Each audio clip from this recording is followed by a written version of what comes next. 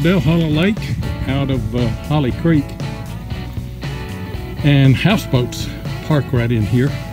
I'm gonna hunt from right here just around, you see that log up there, I'm gonna hunt just right past that log, all along the shoreline, all the way up to about that log. If you get any higher than that, you get into all the pull tabs and aluminum and everything.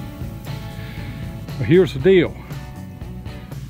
How many coins do you think I'm going to find between here and just past that log right there? All up and down through this. I'm going to dig every coin signal that I find. And then if you want to get creative with it, how many quarters, how many dimes, how many nickels, and how many pennies. I'm on Dale Hollow today, back out from Holly Creek in a holler here. And I'm gonna hunt a little piece of shoreline and see how many, well, to see what I can find. I've never found a ring here. Don't expect to find one today, but always looking for those. And it's enjoyable, you know, you can get out and find what you can.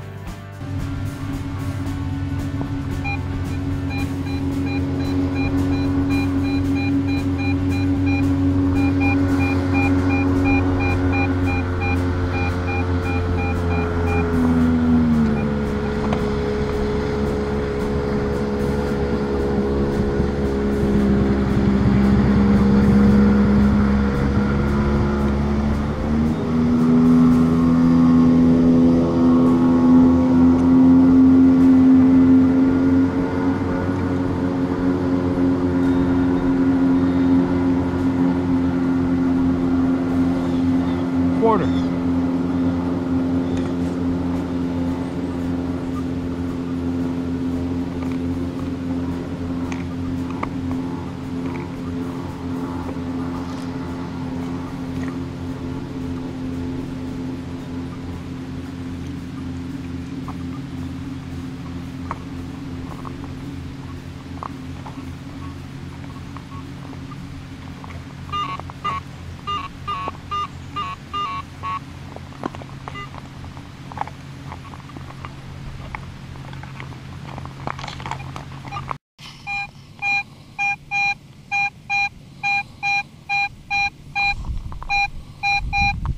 Try and do this left-handed.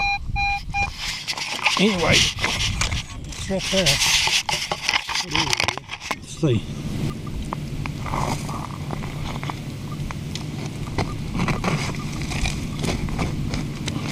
Sounds like about a quarter to me.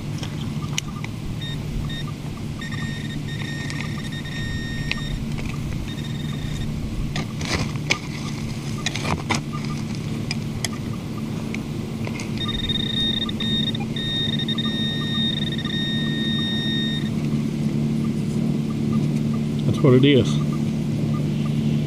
Another quarter. There's two of them this morning.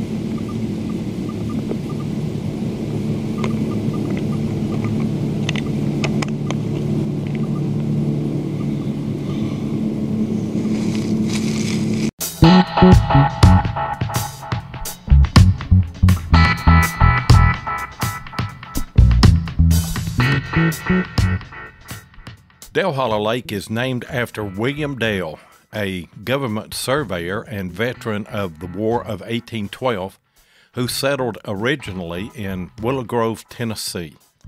Mr. Dale bought his first 449 acres of land in 1808, and the farm eventually grew into a plantation known as Dale Hollow, where he and his descendants lived until the dam was started in 1942. William Dale married Rachel Irons and started his family at Willow Grove.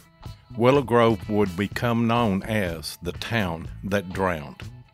In 1942, residents of the small town of Willow Grove were approached by the U.S. Army Corps of Engineers, who purchased the town and land to make way for the building of the dam and the impoundment of Dale Hollow Lake. Willow Grove was a bustling town with numerous homes, a new high school, several stores, and a gas station. But the death and burials of Eddie Irons dominates the history of Willow Grove.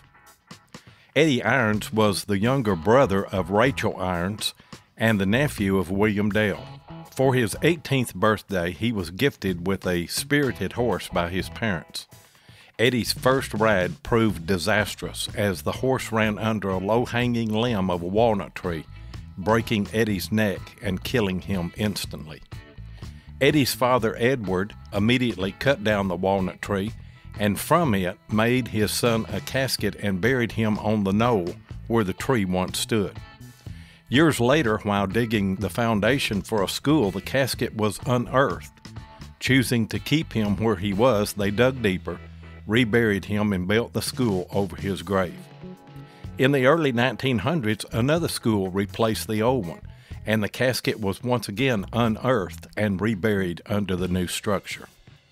In 1935, a new brick school was built, and the casket was unearthed for a third time. This time, the casket was entombed inside the concrete steps to the school. When the town was demolished in preparation for the impounding of Dalhalla Lake, the school was torn down, but the concrete foundation and steps were left. And when the water level is down, the foundation and steps of the Willow Grove School and the final resting place of Eddie Irons can still be seen. Don't know if you can see it. It's a silver bracelet, and it's got, and I can't see through the camera, it's got 925 there. Heavy.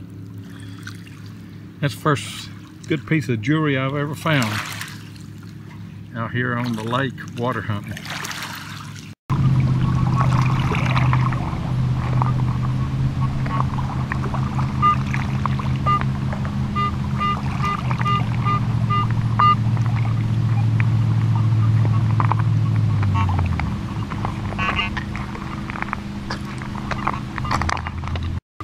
This is another dime size, maybe a penny. It's an 80.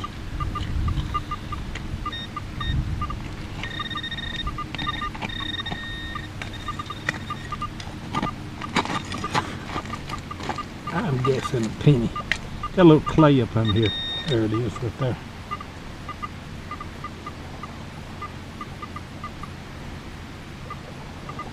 No, it's a dime.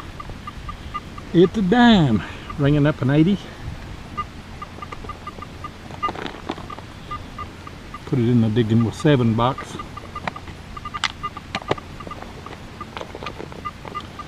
Always cover your holes. I don't care where you're at. In the woods, on the beach. Lose a lot of permissions when you don't do that.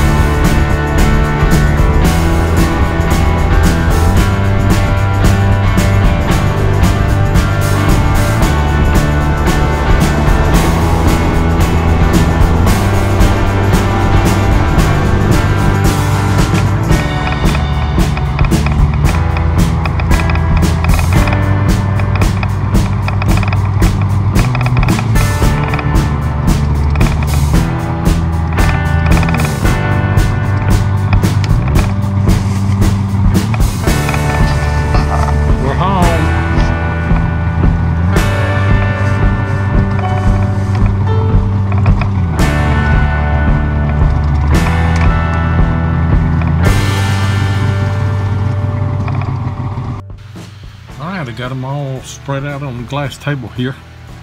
I got some big old sinkers. I think that right there probably was off of a rod and reel of gear. A couple of pull tabs. Me and Jeff don't find too many pull tabs places we hunt. More lead singers. A couple of washers off of spark plugs, I think.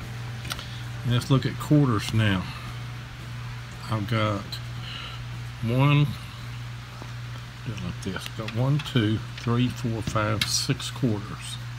1, 2, 3, 4, 5 dimes.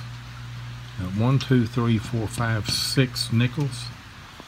And then there's 1, 2, 3, 4, 5, 6. So 4 times 6, 24 pennies. So that's the crop right there. Don't know what you guessed, what you thought, but all of that in that one little section of bank there.